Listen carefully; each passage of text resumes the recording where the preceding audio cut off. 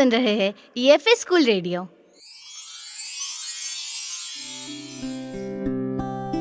नमस्कार, आदाब, हेलो दोस्तों, आप सुन रहे हैं ईएफए स्कूल रेडियो और मैं हूं आपकी प्यारी दोस्त आशी नेहाले।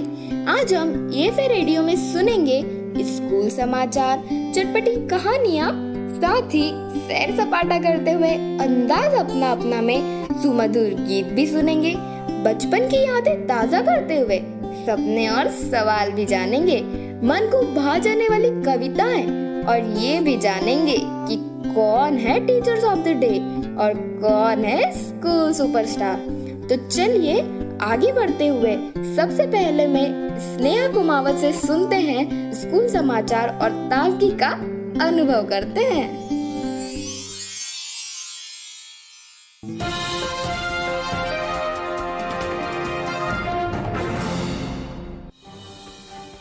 नमस्कार, मैं स्नेहा कुमावत शासकीय उत्कृष्ट विद्यालय बड़वानी से ईएफए स्कूल रेडियो के अंतर्गत स्कूल समाचार प्रस्तुत करने जा रही हूँ, जिसमें सर्वप्रथम पुनीत सागर अभियान के अंतर्गत हमारे विद्यालय के प्राचार्य श्री आरएस जाधव एवं एनसीसी शिक्षक प्रकाश गोयल सर के नेतृत्व में एनसीसी के 75 कैंडिडेट्स द्वारा बड़वानी स्थित धोबड़िया तालाब के आसपास प्लास्टिक पॉलिथीन को एकत्र कर सफाई की गई।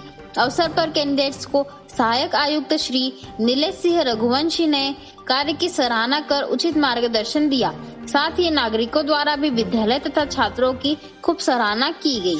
इसी के साथ राष्ट्रीय कृमि मुक्ति दिवस पर 12 सितंबर 2023 के अंतर्गत विद्यालय में डॉक्टर राजू डावर एवं श्रीमती खुशबू सेनानी द्वारा कृमि संक्रमण को रोकने के उपाय बताए गए, जैसे साफ एवं छोटे नाखून, स्वच्छ पानी, भोजन के पहले साबुन से हाथ धोना, खुले में शौच न करना, जूते चप्पल पहनना बताए गए। इसके साथ ही कृमि मुक्ति करने हेतु एल्बेंडाजोल दवाई के महत्व को समझाया गया।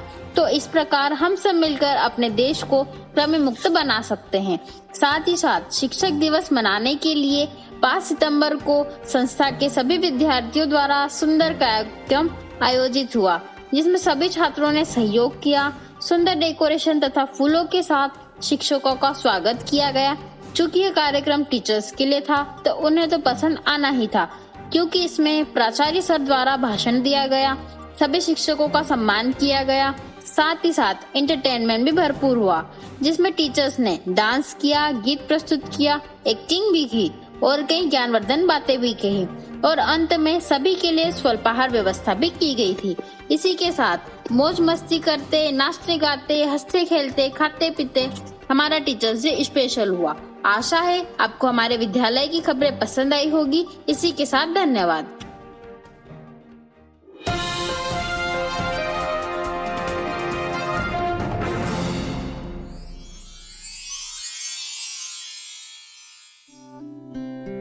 वाह, समाचार सुनकर आपको ताजगी का अनुभव तो हुआ ही होगा।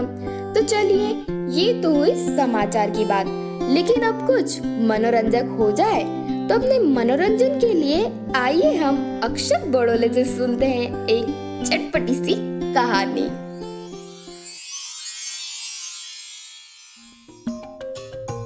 नमस्कार साथियों, मैं अक्षत बड़ोले शासकीय ईएफए उत्कृष्ट विद्यालय बड़वानी से आज उपस्थित हूँ चटपटी कहानी के अंतर्गत आपके लिए एक कहानी प्रस्तुत करने के लिए। तो मेरी कहानी का शीर्षक है समय ही सफलता की सीढ़ी है। एक बार स्वामी विवेकानंद जी ने यह कहा था कि अपने जीवन के लिए एक लक्ष्य निर्धारित कर लो, अपने शरीर को उस लक्ष्य से भर दो और दूसरे विचार को अपने जीवन से निकाल दो। हम में से हर किसी की प्रेरणा का स्रोत डॉक्टर एपीजे अब्दुल कलाम तो होंगे ही, परंतु क्या आपको पता है कि उनकी प्रेरणा का स्रोत कौन है? तो उनकी प्रेरणा का स्रोत स्वामी विवेकानंद जी हैं। और यूं नहीं, निकोला टेस्ला, सुभाष चंद्र बोस, लाल बहादुर शास्त्री जैसे अनेक महानुभावों की प्रेरणा का स्रोत भी स्वामी विवेकानंद जी ही हैं। एक दिन स्वामी जी नदी किनारे खड़े होकर नाविक का इंतजार कर रहे होते हैं। उतने में ही एक साधु उनके पास आता है, पूछता है, क्या आप स्वामी विवेकानंद जी हैं? स्वामी जी कहते हैं, जी हाँ, मैं हूँ स्वामी विवेकानंद जी। कहिए क्या हुआ? साधु कहता है कि आप यहाँ क्या कर रहे हैं? स्वामी जी कहते हैं, मुझे नदी के उस पार जाना है, इसीलिए मैं यहाँ नाविक का इंतजार कर रहा हूँ। साधु कहता है, बस इतनी सी बात, लीजिए मैं आपको नदी पार करके बताता हूँ। साधु जल्दी से नदी के ऊपर चलकर नदी पार करता है और उस पार से वापस इस पार आता है और घमंड पूर्वक स्वामी जी से यह कहने लगता है कि एक महान व्यक्ति होते हुए आपसे एक नदी नहीं पार की जाती। कितने लोग आपको प्रेरणा का स्रोत मानते हैं। मुझ में इतनी ज्ञान है, इतनी शक्तियां हैं, इतनी सिद्धियां हैं, फिर भी मुझे कोई नहीं जानता। स्वामी जी मुस्कुरा कर कहते हैं, उतने में ही नाविक आता है। नाव में साधु को अपने संग बिठाकर नदी के उस पार ले जाते हैं और 50-50 पैसे के हिसाब से नाविक को 1 रुपया दे देते हैं। तभी स्वामी जी मुस्कुरा कर कहते हैं कि तुम्हें इन सिद्धियों को प्राप्त करने के लिए कितना समय लगा? साधु कहता है पूरे 15 साल लगे, 15 साल। तो स्वामी जी कहते हैं कि जिस कार्य को करने के लिए तुम 50 पैसे में वह कार्य कर सकते थे, उस कार्य को करने के लिए तुमने अपने जीवन के 15 साल व्यर्थ कर दिए। 15 साल तुम बिना सुख के जिए। 15 साल में तुम क्या नहीं कर सकते थे? स्वामी जी कहते हैं कि तुमने समय का दुरुपयोग करा, जिस कारण तुम्हें कोई नहीं जानता। यदि इन 15 सालों में तुम समाज सेवा करते, लोगों के हित के बारे में सोचते, तो आज तुम्हें भी मुझ जैसे हर कोई पहचानता। परंतु तुमने समय का दुरुपयोग करा है, इसीलिए तुम्हें आज कोई नहीं पहचानता। और तुम्हारे ही जैसे अनेक व्यक्ति अपने जीवन में समय का दुरुपयोग करते हैं और असफलता को प्राप्त करते हैं। सीख, हमें समय का सदुपयोग करना चाहिए। यदि हम समय का सम्मान करेंगे तो सफलता हमारे पीछे अवश्य आएगी।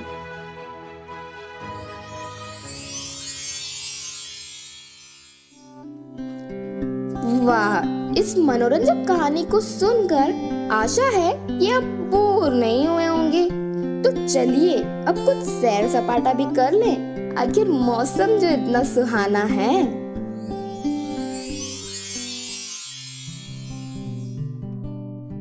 नमस्ते दोस्तों, मैं परी ठाकुर कक्षा 9वीं C से EFA रेडियो शासकीय उत्कृष्ट विद्यालय क्रमांक 1 से आज मैं आपको सैर सपाटे के अतिरिक्त मेरी इंदौर यात्रा के बारे में बताना चाहती हूँ। मैं इंदौर बस से गई। मैं 12 बजे बस में बैठी, बड़वानी से इंदौर निकली और 4 बजे इंदौर पहुँच गई। इंदौर जाने के बाद मैं शॉपिंग के लिए राजवाड़ा गई। राजवाड़े में मैंने कपड़े खरीदे और भी कई सारी चीज़ें खरीदी। फिर अगले दिन मैं ब्लू वाटर पार्क गई। वाटर पार्क में बहुत सारी राइड्स थी, मैंने सारी राइड्स के मज़े लिए और फिर मैं वहाँ से छप्पन भोग गई। छप्पन भोग में मैंने बहुत कुछ खाया। ये दुकान छप्पन भोग इंदौर की फेमस दुकानों में से एक है। इस दुकान की मुझे मटका कुल्फ़ी बहुत अच्छी लगी। फिर अगले दिन ही मैं जू गई। जू में मैंने अनेक प्रकार के पशु पक्षी देखे, पर सांप, चीता, गोरिल्ला, मगरमच्छ, शेर, शुतुरमुर्ग और मोर भी देखे। वहाँ पर एक फव्वारा भी था जहाँ लोग फोटो भी खिंचवा रहे थे। अगले दिन ही मैं म्यूजियम के लिए गई। म्यूजियम में मैंने पुरानी तलवारें और हमारे प्रिय गांधी जी का चरखा भी देखा। जैसे ही मैं आगे बढ़ी मैंने पुरानी तस्वीरें भी देखी जो मेरे मन को भा गई। यह तस्वीरें हमारे पूजनीय लीडर्स की थी। तस्वीरें बहुत सुंदर थी और हमारे योद्धाओं का कवच भी देखा। वहाँ की दीवारों पे बहुत कुछ लिखा भी था जो हमारे क्रांतिकारी वीरों की याद दिला रहा था। मैंने उन्हें पढ़ा, अपने इतिहास के बारे में उनसे बहुत कुछ जाना। बस यही थी मेरी इंदौर यात्रा। मैंने इस यात्रा में बहुत कुछ सीखा, बहुत कुछ जाना और बहुत मज़े करे। धन्यवाद, शुक्रिया, थैंक यू।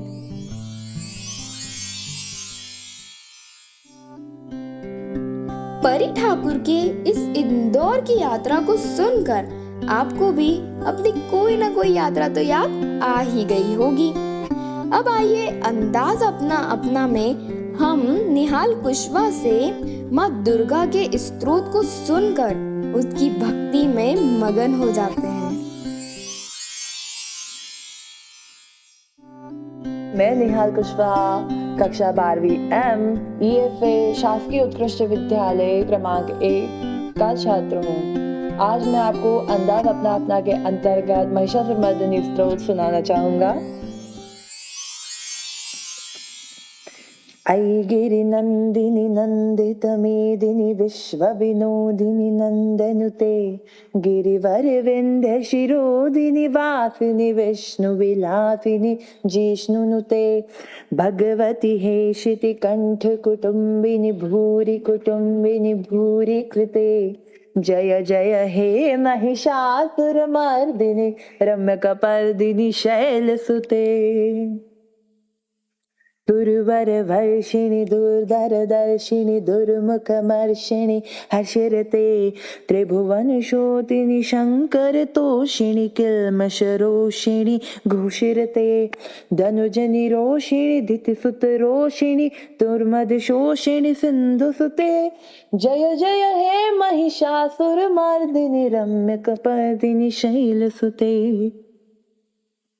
ऐ जगदम्ब मतम्ब कदम्ब वनप्रियवासिनि हासिरते शिखरि शिरोमणि तुङ्ग हिमालय शृङ्ग निजालय मध्यकते मधु मधुरै मधुकैटव भञ्जिनि कैटभञ्जिनि रासिरते जय जय हे महिषासुरमर्दिनि रम्यकपर्दिनि शैलसुते ऐशत खंड विखंडित रुंड वितुंडित शुंड गजाधिपते रिपुगज गंड विदारण चंड पराक्रम शुंड मृगाधिपते निज भुज दंड निपातित खंड विपातित मुंड भटाधिपते जय जय हे महिषासुरमर्दिनि रम्यकपर्दिनि शैलसुते सर्वमंगल्य मांगल्ये शिवे सर्वार्थ साधिके शरण्ये त्र्यंबके देवी नारायणी नमोस्तुते नारायणी नमोस्तुते। जगत की पालनहार है माँ, मुक्ति की धाम है माँ। जगत की पालनहार है माँ, मुक्ति की धाम है माँ। हमारी भक्ति का आधार है माँ, सबकी रक्षा का अवतार है माँ। इस स्त्रोत से प्रसन्न होके देवी माँ हमें आशीर्वाद दे और सभी के जीवन को खुशहाली से भर दे। तो देवी माँ के इस मनमोहक स्त्रोत को सुनने के बाद अब कुछ बचपन की यादें भी तरोताजा कर लेते हैं। तो चलिए कुछ बचपन की यादें जानते हैं पवन रावत के साथ। नमस्ते, मैं पवन रावत, कक्षा 9वीं बी, ईएफए शासकीय उत्कृष्ट विद्यालय क्रमांक 1 बड़वानी से आज मैं आपको बचपन की यादों के अंतर्गत मेरी प्रिय शिक्षिका श्रीमती सावंती डावर के बचपन की एक रोचक एवं शिक्षाप्रद घटना के बारे में बताना चाहता हूँ। हुआ यूँ कि वह जब 8 वर्ष की थी वह बहुत चंचल थी और अपने सभी भाई बहनों की लीडर हुआ करती थी। एक बार उनके पास के फलिये में शादी का कार्यक्रम हो रहा था, वह भी वहाँ जाना चाहती थी, लेकिन उनकी माताजी ने उन्हें मना कर दिया। परंतु वह कहाँ मानने वाली थी। उन्होंने तालाब पर नहाने जाने का बहाना बनाया और अपने छोटे भाई बहनों को लेकर पहुंच गई शादी में। जैसे ही वह वहां पहुंची, वहां नृत्य चल रहा था। उन्हें भी नृत्य करने का बहुत ही शौक था। वे भी नृत्य करने के लिए तत्पर थी और नृत्य करते करते रात हो गई। जब घर वाले सभी बच्चों को ढूंढने लगे कि बच्चे कहाँ गए और तलाश करते हुए शादी में पहुंचे। शादी में सभी को नृत्य करते देखकर घर वालों को बहुत गुस्सा आया। वे उन्हें पकड़कर घर की ओर रवाना हुए। सभी छोटे छोटे भाई बहनों को साइकिल पर बैठा लिया, लेकिन डावर मैम को पूरे रास्ते पैदल चलाया और मारते मारते घर लाए। जब घर पहुंचे तो उनकी माँ ने भी उन्हें एक खंबे से बांध दिया और खूब पिटाई की। उस दिन से उन्होंने तय कर लिया कि अब वे कभी भी बड़ों की आज्ञा का उल्लंघन नहीं करेगी और उन्होंने वैसा ही किया और वे आज हमारे बीच एक श्रेष्ठ शिक्षिका के रूप में पदस्थ हैं। धन्यवाद।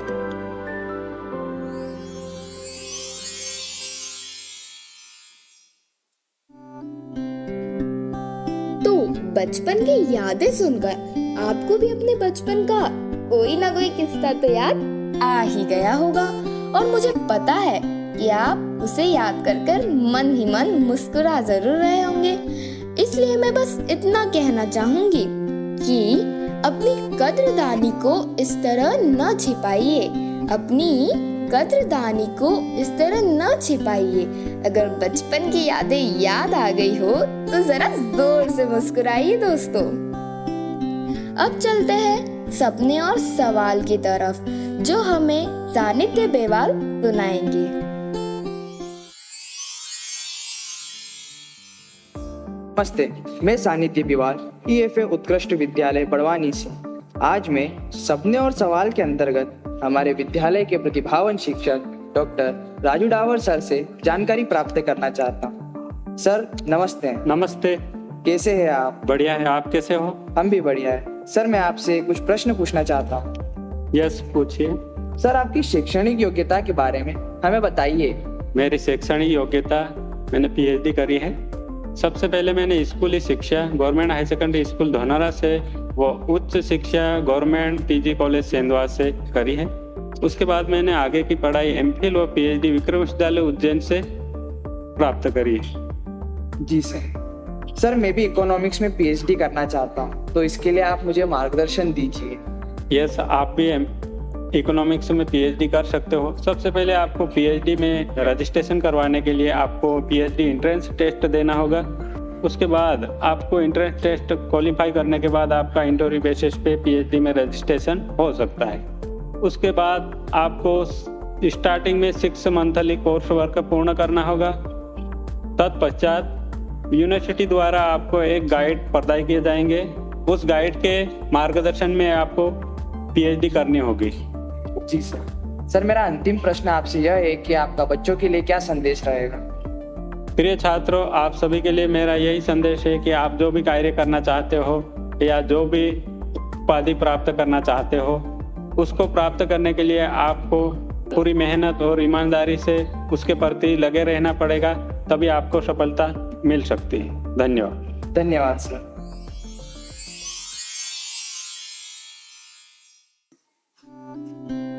तो हमने जाना कि सपनों को सच कैसे किया जाए। सपने और सवाल सुनकर मैं तो सपनों की दुनिया में ही खो गई थी दोस्तों। आप भी जरूर खो गए होंगे। तो अब हम सुनते हैं चलो जाने में कुछ ऐसी चीजों के बारे में जो बहुत ही रोचक होगी।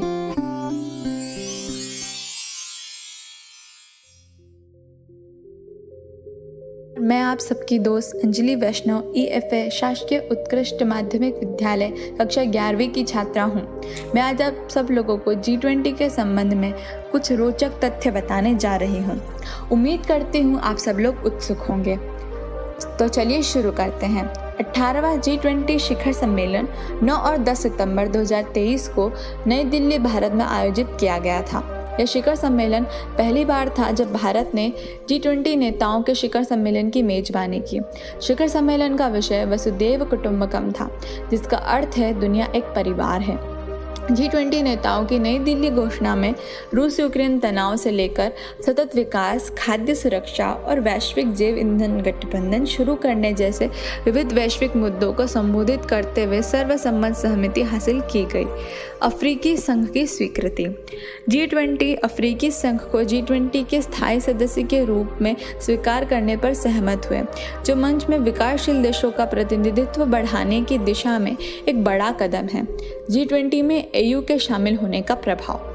G20 में AU की सदस्यता वैश्विक व्यापार, वित्त और निवेश को नया आकार देने का अवसर प्रदान करती है और G20 के भीतर ग्लोबल साउथ को एक बड़ी आवाज़ प्रदान करेगी। यह G20 के भीतर अफ्रीकी हितों और दृष्टिकोणों को सुनने और मान्यता देने की अनुमति देता है। वैश्विक जैव ईंधन गठबंधन GBA के बारे में।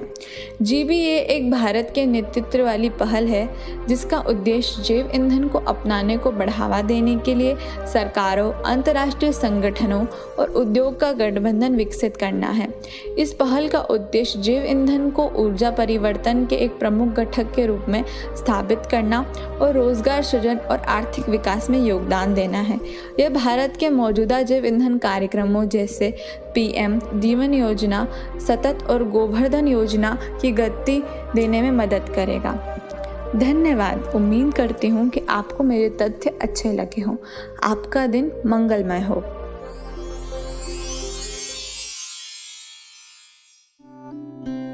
तो हमने जाना G20 के बारे में बहुत कुछ। आशा है कि आपको पसंद आया होगा। अब हम सुनते हैं एक सुंदर सी कविता जो हमें सुनाएंगी काजल बर्डे।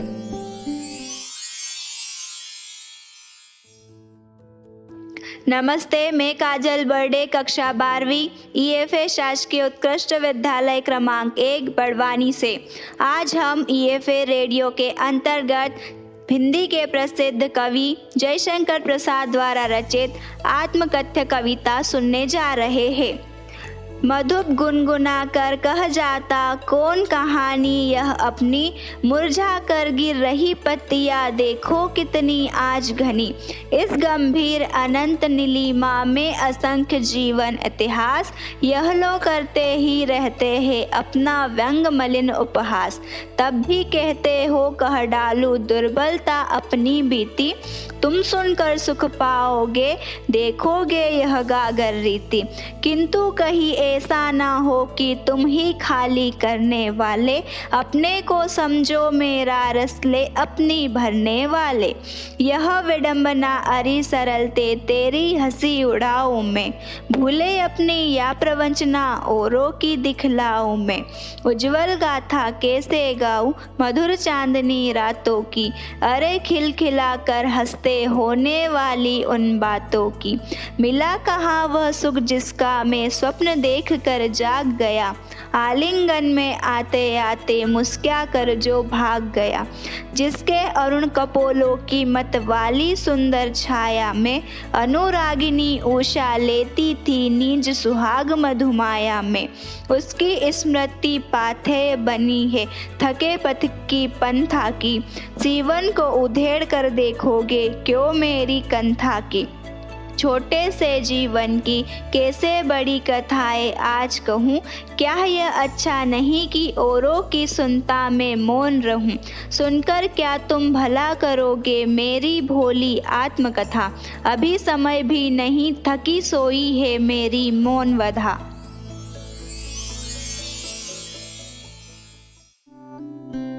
वाह, इस कविता को सुनकर मन प्रसन्न हो गया। वैसे आपको पता है कि कौन है टीचर्स ऑफ द डे? नहीं पता? मुझे भी नहीं पता। तो चलिए जानते हैं कि आखिर कौन है टीचर ऑफ द डे। प्रतिभा किराड़े हमें बताएंगी कि कौन है टीचर ऑफ द डे। नमस्कार, मैं कोमल धनगर कक्षा 12वीं MEFA शासकीय उत्कृष्ट विद्यालय क्रमांक 1 बड़वानी से आज मैं आपको टीचर्स ऑफ द डे के अंतर्गत श्री आशीष शुक्ला सर के बारे में जानकारी देना चाहती हूँ। सर की माताजी श्रीमती उमा शुक्ला सेवानिवृत्त प्राचार्य है एवं पिताजी श्री विवेकानंद शुक्ला सेवानिवृत्त सहायक आयुक्त थे। इनकी प्रारंभिक शिक्षा बड़वानी में हुई। इन्होंने BSc गणित बड़वानी कॉलेज से किया, MS संस्कृत एवं MA ज्योतिष उज्जैन से किया। वर्तमान में वे हमारे विद्यालय में उच्च माध्यमिक शिक्षक संस्कृत के पद पर हैं। विद्यालय के छात्रवृत्ति के संपूर्ण कार्य को वे समय सीमा में पूर्ण करते हैं। उन्हें सभी प्रकार की छात्रवृत्ति का संपूर्ण ज्ञान है। वे संस्कृत के निपुण शिक्षक हैं। पुस्तकें पढ़ना एवं धार्मिक अनुष्ठान करवाना उन्हें बहुत पसंद है। वे संस्कृत का अध्यापन अत्यंत रोचक तरीके से करवाते हैं। प्रतिवर्ष उनका परीक्षा परिणाम 100% रहता है। इन्होंने पूर्ण समर्पण के साथ विद्यालय के संपूर्ण कार्य किए हैं। उन्होंने हमें बताया कि शासकीय स्कूल में अध्ययनरत कक्षा 8वीं के विद्यार्थी मेरिट कमिंस योजना की परीक्षा में उत्तीर्ण होकर प्रतिवर्ष 12,000 रुपये 4 वर्षों तक प्राप्त कर सकते हैं तथा कॉलेज में भी इसी योजना के तहत 1 लाख रुपए की राशि को 3 वर्षों में दिया जाता है। अभी प्रधानमंत्री यशस्वी योजना 2023 के अंतर्गत पिछड़े वर्ग के विद्यार्थियों के लिए परीक्षा उत्तीर्ण करने पर कक्षा 9वीं में अध्ययनरत हेतु 75,000 रुपये तथा कक्षा 11वीं में अध्ययनरत हेतु 1,25,000 रुपये की राशि प्राप्त की जाती है। उन्होंने विद्यालय के सभी पात्र विद्यार्थियों को इस योजना में आवेदन करने हेतु प्रेरित किया। सर अत्यंत दयालु स्वभाव के होने से जरूरतमंद बच्चों की समय समय पर यथासंभव सहायता भी करते हैं। तो ये थे हमारे प्रिय आशीष शुक्ला सर।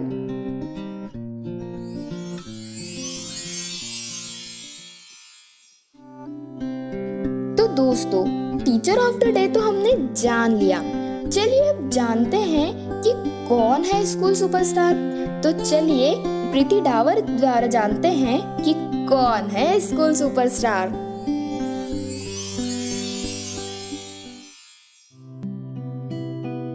नमस्ते, मैं प्रीति डावर ईएफए उत्कृष्ट विद्यालय क्रमांक 1 बड़वानी से आज आपके समक्ष टीचर ऑफ द डे के अंतर्गत हमारे विद्यालय के उत्कृष्ट प्रतिभावान एवं दयालु शिक्षक श्री अजय यादव जी के बारे में बताना चाहती हूँ, जिन्हें अभी 5 सितंबर को राज्यपाल पुरस्कार से सम्मानित किया गया है, जो हम सभी के लिए गर्व की बात है।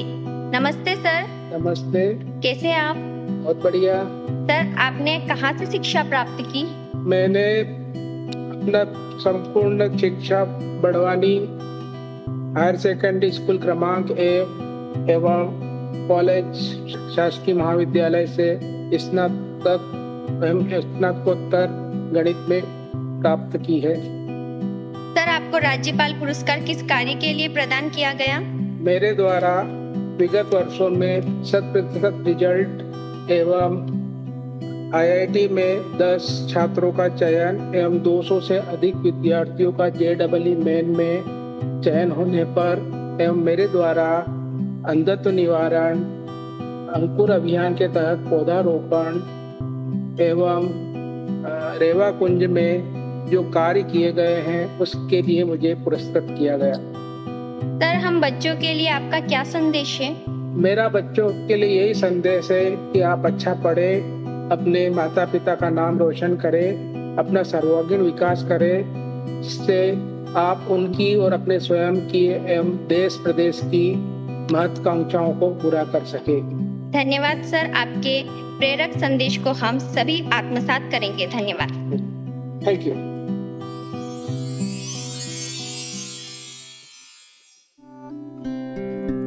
सोचा है तो पूरा होगा, बस शुरू कहीं से करना होगा। सोचा है तो पूरा होगा, बस शुरू कहीं से करना होगा। तुझे दुनिया से बाद में पहले खुद से लड़ना होगा। आपके स्कूल में भी कोई ना कोई स्कूल सुपरस्टार तो होगा ही। आपको भी अपने स्कूल सुपरस्टार के बारे में याद आ गया होगा। इसी के साथ हमारा ये ईएफए स्कूल रेडियो यहीं खत्म होता है। आशा है कि आप लोगों को पसंद आया होगा। फिर मिलते हैं अगले एपिसोड में। धन्यवाद, टाटा, बाय बाय।